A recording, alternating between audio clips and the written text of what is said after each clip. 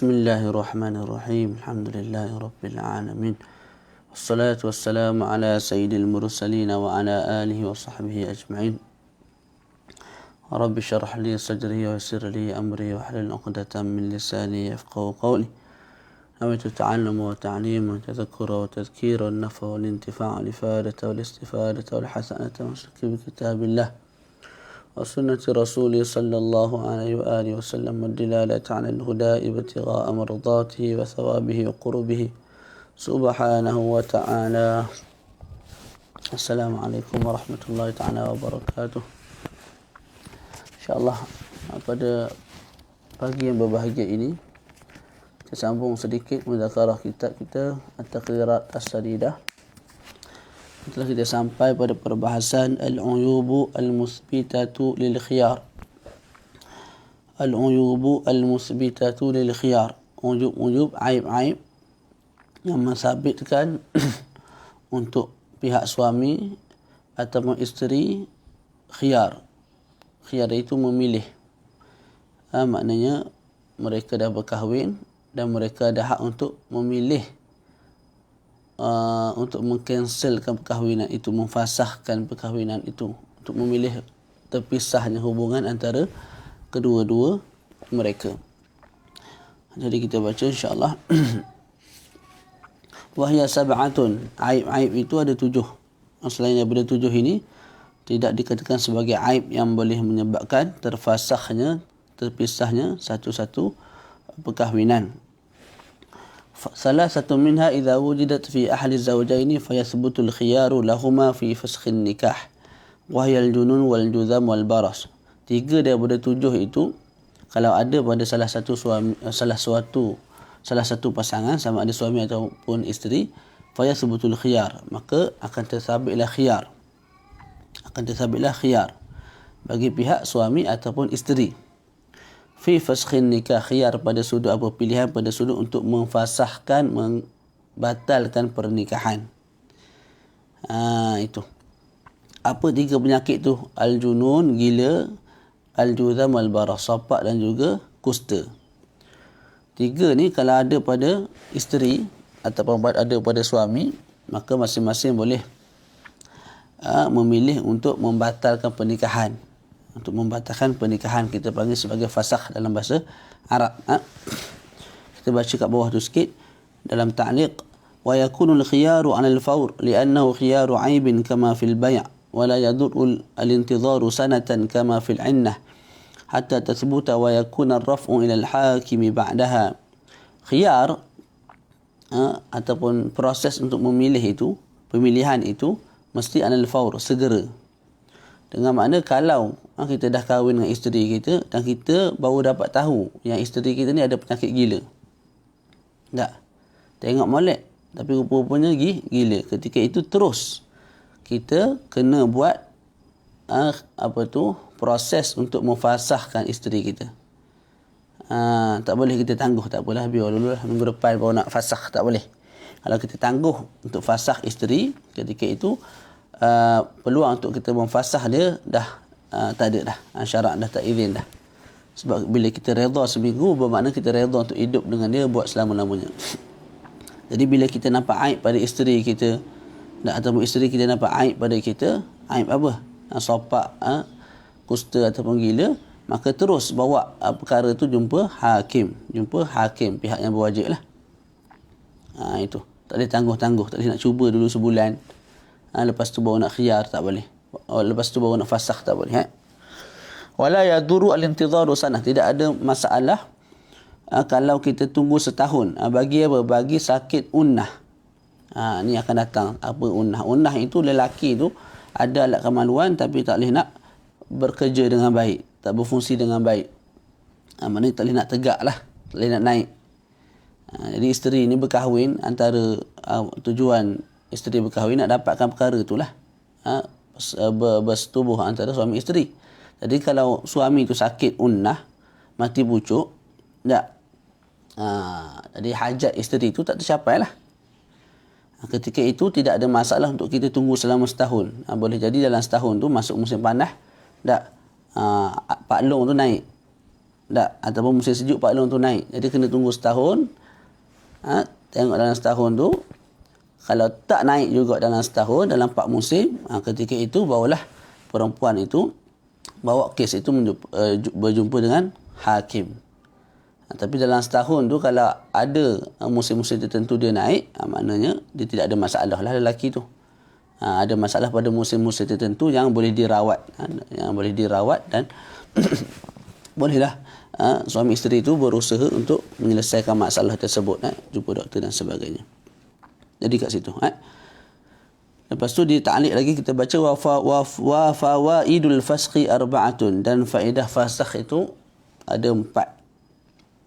Sekarang ni dia nak bagi tahu di sana ada perbezaan antara talak dan juga fasakh. Di sana ada perbezaan antara talak dan juga fasakh. Fasakh melebihi talak pada sudut beberapa kelebihan. Disebut di sini 4. Yang kelebihan itu tidak ada pada talak. Dua-dua itu perpisahan suami isteri. Talak perpisahan suami isteri, fasakh juga perpisahan suami isteri. Tapi pada fasakh ini ada 4 kelebihan yang tidak ada pada talak. Apa dia? Yang pertama adalah yang qusa adad at-talaq falau fasakha marratan thumma jaddada al-'aqda thumma fasakha thaniyan wa hakadha lam tahrum alayhi al-hurmatul kubra walau balagha thalatha aw akthar. Kalau fasakh dia tidak mengurangkan bilangan talak. Kita kahwin dengan Zainab, kita fasakh Zainab. Lepas tu kita akad kita kahwin lagi dengan akad baru dengan Zainab. Kahwin kali kedua kita fasakh lagi. Tak. Lepas tu kita kahwin lagi. Fasakh lagi, kahwin lagi, fasakh lagi, kahwin lagi, fasakh lagi. Kita buat fasakh tu dalam contoh kita sebut 10 kali. Walaupun fasakh telah berlaku 10 kali, hak untuk kita mentalak isteri itu kekal ada 3, tak berkurang walaupun 1. Itu kalau fasakh. Berbeza kalau talak. Kita kahwin dengan seorang perempuan, kita talak dia. Lepas tu kita kahwin kali kedua dengan dia. Ketika itu hak untuk kita mentalak dia tinggal 2. Sebab apa? Kita pernah guna sekali talak sebelum pada perkahwinan pertama. Pada perkahwinan kedua tu kita talak juga dia. Talak 1 lagi. Lepas tu kita kahwin kali ketiga. Bila kita kahwin kali ketiga, kita hanya mempunyai 1 hak talak. Sebab apa? 2 hak talak kita dah guna pada perkahwinan pertama dan juga perkahwinan kedua. Jadi itu kelebihan fasakh. Dia tidak mengurangkan adadut talaq. Dia tidak mengurangkan apa? Bilangan talak. Kekal talak itu 3. Walaupun kita fasakh isteri kita itu 1000 kali. Boleh. Berbeza kalau talak. Kita talak sekali, berkurang jadi 2. Kita kahwin dengan dia buat kali kedua, hak talak kita hanya 2 sahaja. Sebab apa? Pernah guna, pernah pakai dah 1 talak pada perkahwinan yang pertama. Dan begitulah seterusnya. Kalau talak tu dah talak 3, dalam satu proses tertentu, kita kahwin balik semula dengan isteri lama kita. Ketika itu kembali baliklah 3. Itu yang akan dibahas pada hari-hari yang akan datang insya-Allah. Yang kedua, faedah yang kedua yang ada pada fasakh tidak ada pada talak ialah idza fasakha qabla ad-dukhuli fala syai'a 'alayhi wa idza talaqa qabla ad-dukhuli wajaba nisful mahri. Kalau seorang suami memfasakh isteri sebelum daripada bersetubuh, maka suami tak perlu bayar apa-apa pada si isteri. Berbeza kalau suami mentalak isteri sebelum bersetubuh, suami kena bayar separuh daripada mahar. Jadi kalau kita fasakh sebelum kita bersetubuh dengan isteri kita tu, kita tak perlu bayar apa dia? Kita tak perlu bayar mahar apa-apalah. Tapi kalau kita talak sebelum bersetubuh, kita kena bayar nisful mahri, separuh daripada mahar. Kalau mahar 10,000, kena bayar 5,000 saja-saja. Tak? Tu. Nombor 3, annahu idza fasakha litabayyunil aibi ba'da al-wat'i lazimahu mahrul mithli wa idza talaqa lazimahu al-musamma. Kalau seorang suami memfasakh isteri selepas bersetubuh. Lepas bersetubuh tu barulah perasan ada sopak di bahagian pusat, di bahagian perut. Tak, sebenarnya tak nampak sebab berpakaian. Tak. Tapi bila mana dah bersetubuh baru perasan apa ada aib, iaitu sopak ataupun kusta di bahagian dalaman isteri. Di sebalik apa tu orang panggil baju isteri. Ketika itu bila difasahnya isteri itu, apa yang suami kena bagi pada isteri? Lazimahu mahrul misli, kena bayar mahar misal. Kena bayar apa? Mahar misal. Mahar misal ni kalau contohlah kakak dia tu 15,000, tak? Kita pun kena bayar 15,000 lah pada isteri kita tu yang kita nak fasakh tu. Wa idza talaq, tapi kalau kita talak, kita nampak aib, kita talak, kita tak guna fasakh, kita guna talak. Ketika itu kena bayar musamma. Musamma ni apa yang telah disebutkan dalam akad nikah. Contoh disebut dalam akad nikah 20,000, maka kena bayar 20,000. Tu. Jadi jimatlah 5,000. Tak, kalau kita fasakh. Itu pun kalau mahar misal itu lebih kurang, lebih sedikit daripada musamma. Mahar yang disebut dalam akad. Kalau mahar misal itu lebih banyak daripada musamma, rugi juga. Contoh mahar misal 25,000. Musamma 15,000. Rugilah sebab kena bayar 25. Rugi 10,000. Tak pasal-pasal kena bagi ke isteri. Nombor 4, faedah fasakh. Yang keempat ialah annahu idza fasakha bi muqarinin lil aqdi fala nafaqata laha wa in kanat hamilan. بخلاف ما إذا طلق في الحالة المذكورة فتجب النفقة وأما السكنى فتجب في كل من الفسخ والطلاق حيث كان بعد الدخول. أنه إذا فسخ بمقارن, kalau seseorang lelaki itu fasakh isteri dengan satu perkara yang menyertai akad, yang menyertai apa? Akad. Fala nafaqata laha, ketika itu tidak ada nafkah bagi isteri tersebut. Muqarin ni maksudnya selepas dia akad nikah tu, tak? Selepas akad nikah berlaku, baru perasan isteri tu gila. Bila perasan gila, suami pun tu fasakh. Tak? Ketika itu, suami tak perlu bayar nafkah kepada isteri sekalipun isteri tu hamil. Berbeza kalau talak. Kita kahwin, lepas kahwin tu kita talak isteri kita. Ketika itu apa? Kena bayar nafkah. Kena bagi nafkah. Tu. Wa amma sukna, adapun tempat tinggal, maka tidak ada perbezaan antara fasakh dan juga talak. Bila mana fasakh dan talak itu berlaku selepas dukhul, selepas bersetubuh seorang lelaki fasakh isteri ataupun talak isteri. Kedua-duanya menyebabkan si suami itu wajib bagi sukna, tempat tinggal, kepada bekas isteri mereka. Kalau tak ada kakak atau adik-beradik yang berkahwin, bagaimana nak bayar mahar misal? Ikut tu, mak saudara. Tu, orang yang dekat dengan dia. Orang yang dekat dengan dia. Okey, nanti akan datang perbahasan yang lebih luas tentang mahar misal ni dalam bab mahar, bab sadaq. InsyaAllah khair. Mana tadi? Wasnani, kita naik atas balik. Wasnani wahya ratku wal qarnu khassatani bizawjah fayathbutu bihim al-khiyaru lizawj. Jadi kita sebut ada 7 aib. 3 aib berkongsi antara suami dengan isteri. Dengan makna kalau aib itu ada pada suami ataupun isteri, maka masing-masing ada hak untuk memfasakh pihak yang pihak yang lain lah. Suami fasakh isteri, isteri fasakh suami. 3 tu? Gila, sopak dan juga kusta. 2 daripada 7 tu, iaitu aratku ini kemaluan. Isteri itu tertutup dengan apa? Tertutup dengan daging. Jadi tak ada function lah berkahwin, tertutup tak boleh nak masuk. Ada defending banyak sangat. Jadi tak boleh nak masuk. Jadi faedah berkahwin tu tak ada lah. Nak bersetubuh tak ada, tak boleh. Wal qarn. Qarn ni kemaluan isteri tertutup dengan tulang. Tak. Yang 2 aib ini khusus bagi pihak isteri.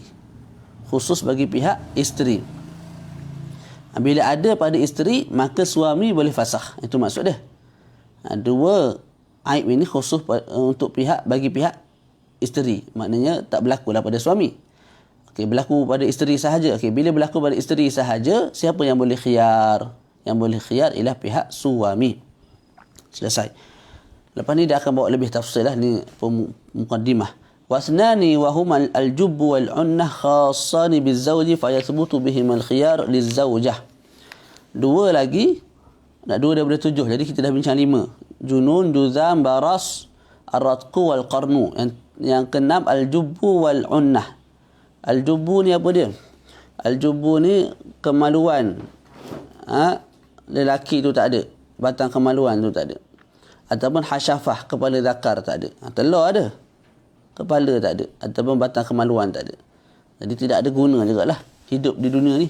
Tak? Kalau benda tu hilang. Wal unnah, unnah ni tadilah, tak boleh nak tegak. Ada tapi mati pucuk. Yang ini, penyakit ni, aib ini khusus untuk suami. Isteri tak ada lah penyakit lagu ni. Tak? Fa yathbutu bihim al-khiyar lizawjah. Ketika itu kalau suami ada dua penyakit ini, isteri boleh khiyar. Isteri diberi pilihan untuk fasakh nikah tersebut.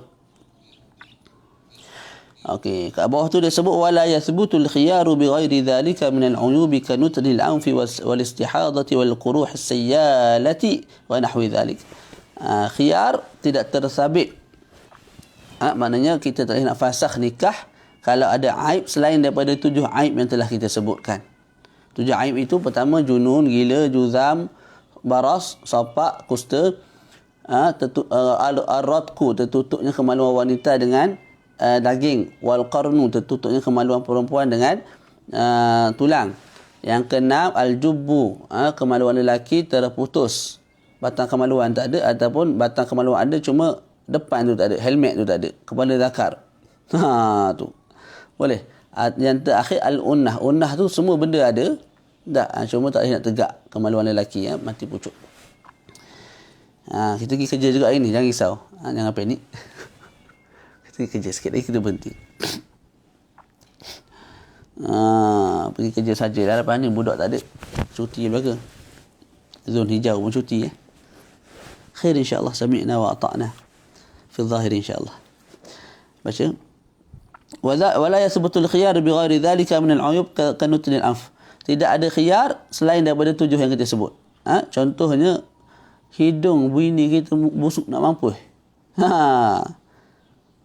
Hidung bini kita ataupun hidung kita, mungkin disebabkan penyakit desdung dan sebagainya, jadi hidung busuk sangat, ataupun mulut busuk sangat, ataupun isteri sering ada istihadah, ataupun ada luka-luka yang sayyalah, luka-luka yang nanoh sentiasa mengalir kat badan, jadi penyakit lagu tu. Tak, ketika itu tak boleh nak buat khiyar, tak boleh nak fasakh atas nama tu tak boleh. Begitu juga saya pernah tanya guru saya, Syekh apa, kena sebutlah guru kita, tak ada masalah. Tak, walaupun guru kita tak berbangga dengan kita, tapi kita berbanggalah dengan dia, sebab tu kita punya ayah dalam agama. Kita tanya Syekh Salim Al-Khatib hafizahullah ta'ala wa nafa'na bih, sekarang ni mengajar di Darul Mustafa Yaman. Kita tanya dia, kalau aib yang ada pada suami itu ialah isak gam, isak dadah, tu Syekh sebut kalau aib begitu tak boleh nak khiyar. Itu kita terhenti ke atas nas yang datang daripada ulama terdahulu, tak berdasarkan dalil-dalil tertentu, begitu aja, hanya 7 perkara ni saja. Selain daripada tu, HIV dan sebagainya tak boleh nak khiyar. Pada sudut praktikal, wallahu alam. Kalau suami tu ada HIV, isteri ada HIV ataupun penyakit-penyakit tertentu tu, boleh tak kita nak khiyar? Khiyar ni fasakh, bukan talak. Boleh ke tak? Itu kena tengok balik dalam Jabatan Agama fatwa. Diorang membolehkan ataupun tidak. Kalau boleh, dia ambil fatwa daripada mana, qiyas macam mana. Yang kita gopoh untuk belajar benda yang tidak ada dalam kitab turas. Belajar yang ada dalam kitab turas dulu, lepas tu baru kita belajar yang tidak ada, iaitu masalah-masalah semasa. Silap sebahagian pelajar bila terus, kalau muamalat terus nak mengaji bab muamalat yang muasir, yang semasa. Bab pernikahan terus nak ambil kitab qanun nak baca, yang asas tak tahu. Jadi akhir sekali dia bercelaru. Dia tak boleh beza mana mazhab, mana fatwa. Tak kita belajar dulu benda yang ada dalam kitab turas, Yang mana pandangan ulama ini bukan pandangan sambil-sambil minum air petang-petang, tak. Makan keropok tiba-tiba keluar pandangan, tidak. Berdasarkan ijtihad, dalil Quran Sunnah, ijma' qiyas. Tak. Tu. Kita belajar yang ni dulu, lepas tu barulah kita tenggelam atau menyelami perbahasan-perbahasan semasa yang disebutkan oleh ulama kita. Lafaz fasakh macam mana ustaz? Lafaz fasakh macam mana? Kita nak fasakh ni kena bawa benda tu jumpa hakim dulu. Lepas tu hakim akan bagi kuasa kepada kita selepas terbukti memang isteri kita tu gila contohnya, untuk fasakh. Lafaz dia apa? Saya fasakh kamu, ataupun saya memfasahkan perceraian ini, perkahwinan ini. Itu fasakh tu. Fasakh ni maksudnya membatalkan. Membatalkan apa tu, perkahwinan tu. Bukan talak. Kalau talak, saya talak kamu dengan talak satu. Fasakh dia tak ada fasakh satu, fasakh dua. Fasakh saya fasahkan perkahwinan kita. Saya batalkan perkahwinan kita. Itulah fasakh. Kalau kita ke pejabat agama adalah apa tu, dia punya lafaz yang lebih sempurna, yang lebih qanun, yang lebih apa tu, berbentuk undang-undang. Sikit lagi.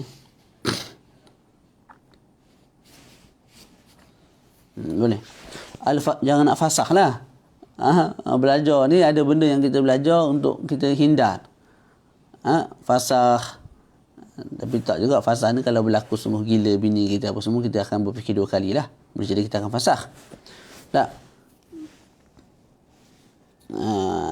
Tapi yang macam kita sebut tadi lah, kalau dah tahu gila, kita kahwin juga. Dah tahu kita kahwin dah dengan dia, lepas tu kita tahu dia gila, lepas tu kita sabar untuk bimbing dia, berubat dia. Tak. Sampai satu masa kita nak fasakh, tak boleh. Kalau nak fasakh masa awal-awal perkahwinan kita tahu dia gila, tu kita fasakh. Begitu juga penyakit-penyakit yang lain. Nanti kita akan bincangkan. Al-farqu baina at-talaq wal fasakh. Beza antara fasakh, beza antara talak dan fasakh. Beza antara talak dan fasakh. At-talaq idza kana qabla ad-dukhul fayatashattaru al-mahru, wa idza kana ba'da ad-dukhul fayajibu al-musamma. Talak, kalau talak itu berlaku sebelum bersetubuh, maka suami kena bayar separuh mahar. Kalau mahar 10,000, kena bayar 5,000. Itu kalau talak sebelum bersetubuh. Wa idza kana ba'da ad-dukhul, kalau talak berlaku selepas daripada bersama, selepas daripada bersetubuh, maka suami kena bayar mahar musamma. Mahar musamma ialah mahar yang disebut mas kahwin yang disebut dalam akad nikah. Aku kahwinkan kamu dengan anak aku dengan mas kahwinnya RM20,000 tunai. Tu RM20,000 tu disebut dalam akad nikah. Itu dipanggil mahar musamma. Bila talak berlaku selepas persetubuhan, maka suami kena bayar mahar musamma tadilah. Tu. Itu kalau talak. Kalau fasakh, al-fasqu fihi tafsil, ada perincian. Idza kana bi'aibiha, kalau aib itu, pada fasakh ada perincian. Apa perincian dia? Boleh jadi aib itu yang menyebabkan fasakh tu nak berlaku, aib itu datang daripada isteri. Boleh jadi juga aib itu datang daripada pihak suami. Dan setiap daripada dua keadaan tu ada perincian dia. Ataupun perincian daripada aib yang datang daripada suami. Pada isteri tidak ada. Okey, kita baca. Yang pertama, idza kana bi'aibiha, kalau aib itu datang daripada pihak isteri, fayasqutul mahru kulluh. Kahwin-kahwin isteri gila. Jadi suami pun fasakh. Bila suami fasakh, maka bila mana aib itu puncanya daripada isteri, sebab isteri yang gila, suami tak kena bayar walaupun 1 sen kepada pihak isteri. Selesai kat situ. Yang kedua, idza kana bi'aibih, kalau aib itu datang daripada pihak suami, itu ada perincian. Yang gila ialah suami, yang sakit sopak ialah suami, yang sakit kusta ialah suami, ataupun suami itu ada sakit mati pucuk. Jadi aib itu daripada pihak suami. Okey, apa perinciannya? Idza kana qabla ad-dukhul fayasqutul mahru kulluh. Kalau fasakh itu berlaku sebelum daripada bersetubuh, maka gugurlah mahar semua sekali. Jadi isteri kata, suami aku ni ada sakit sopak, jadi aku nak fasakh.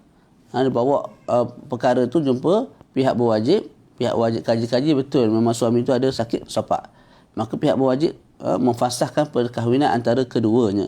Ketika itu aib itu punca daripada suami yang sopak. Tak, suami tak kena bayar walaupun 1 sen kepada isteri. Wa idza kana ba'da dukhul, lepas dah bersama barulah isteri perasan ada sakit sopak pada suami dia dan dia nak fasakh, dia nak minta perceraian ataupun minta perpisahan dengan suami, tak sanggup hidup dengan suami yang ada sakit sopak. Fala yasqutu wajibu mahrul misli, ketika itu suami kena bayar juga mahar misil kepada isteri. Sebab apa? Dah berlakunya persetubuhan. Jadi itu perincian dia. Kalau aib datang daripada pihak isteri, maka suami tak perlu bayar apa-apa. Kalau aib datang daripada pihak suami, maka kita sebut ada 2 gambaran. Pertama, sebelum bersetubuh, bersetubuh, suami tak perlu bayar apa-apa juga. Kalau selepas bersetubuh, suami kena bayar mahar misal kepada isteri. Kepada apa? Isteri. Wa hadzal aibu taratan yathbutu al-khiyara laha wa lizawji wa liwaliha wa lizawj, wa taratan laha faqat wa taratan lizawji faqat. Jadi kita berhenti kat situ.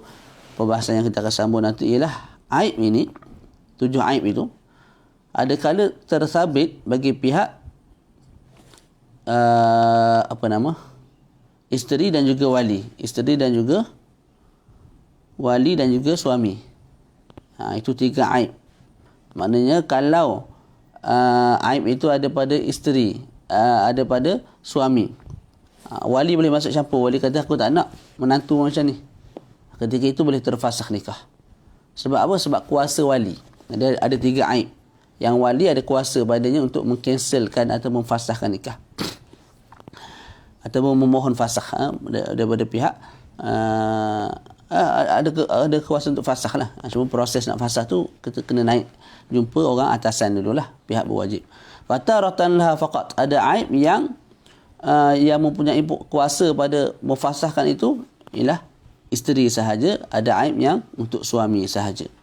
Itu yang kita akan perbahaskan nanti sikit lagi. Wassallallahu, kita nak bertugas di sekolah. Wassallallahu ala sayyidina Muhammad wa ala alihi wa sahbihi wa baraka wa sallam. Alhamdulillahi rabbil alamin.